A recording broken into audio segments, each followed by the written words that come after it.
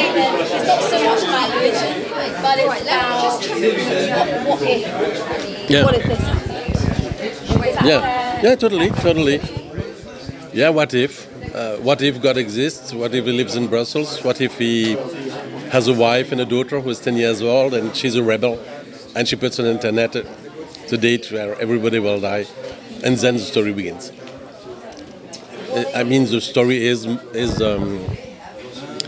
if you receive on your cell phone the date of your death, what will you do with the rest of your life? You know? Yeah. What I would do, I prefer not to have the message, and I think I would do nothing for as long as possible. I love to do nothing. I'm nearly professional. Where do you stand in terms of religion? Why? Where do you stand in terms of religion? In the film, God is represented as someone who's particularly not God-like. Yeah, I think if God exists, why doesn't he do anything for a lot of things we see? You know, it's so that was the first idea. It's, there was this beautiful quote of Woody Allen who says, "If God exists, I suppose he has a good excuse." It's, so I don't believe in God personally, but it's fun to imagine that he exists for real in Brussels, where nobody chooses to live in Brussels. You know, it's grey, rainy. He doesn't live in Venice, and he creates the paradise, so said, in Brussels, but it appears not to be a paradise yet. The film is very moral as well. I think it's got a lot of moral undertones.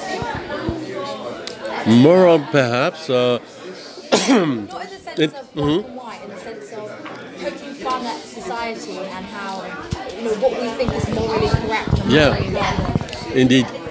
I think human thoughts try to make little boxes where we imagine what our life could be in very little boxes, and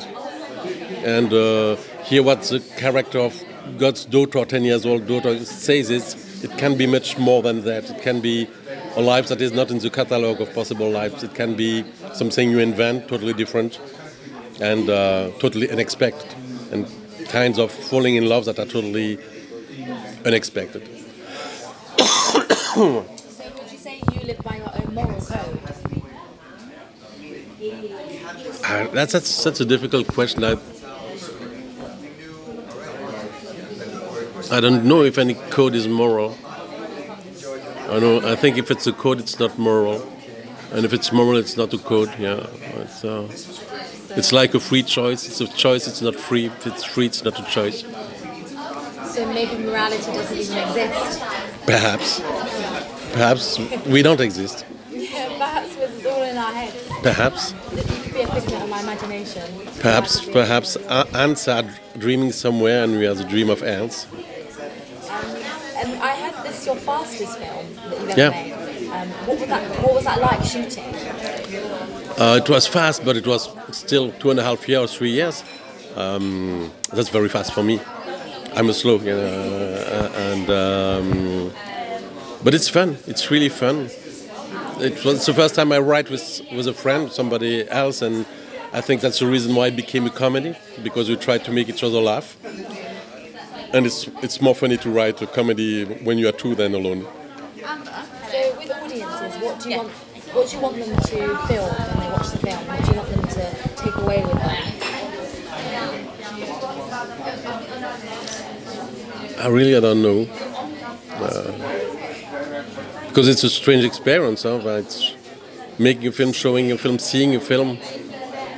Even if it's very technical, even if it's a sort of technical knowledge, if you know the actors, the camera, and so on. The magic moment is when you feel it's beautiful, and there is no reason for that. When I think that take 11 is beautiful, I don't know why. It's like falling in love. You know you are in love, you don't know why, and here at the moment, it's beautiful.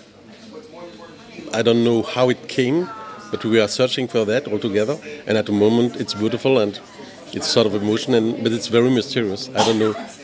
I don't know how it happens. I think that's a beautiful answer. I think that's a beautiful answer. Thank you. Very beautiful. Thank you. And what's next for you now? Are you working on anything else? I'm working for theater now, rehearsing for theater as a sort of ephemeral film that is made on a stage where nothing is recorded in advance and everything is shot on a stage without being recorded. So it's only recorded in the memory of people who were there. And I'm writing another script for the future. Can you tell us something about that? I'm writing. We are working with my friend Thomas Gunzek on My Dog Stupid of Fante, John Fante.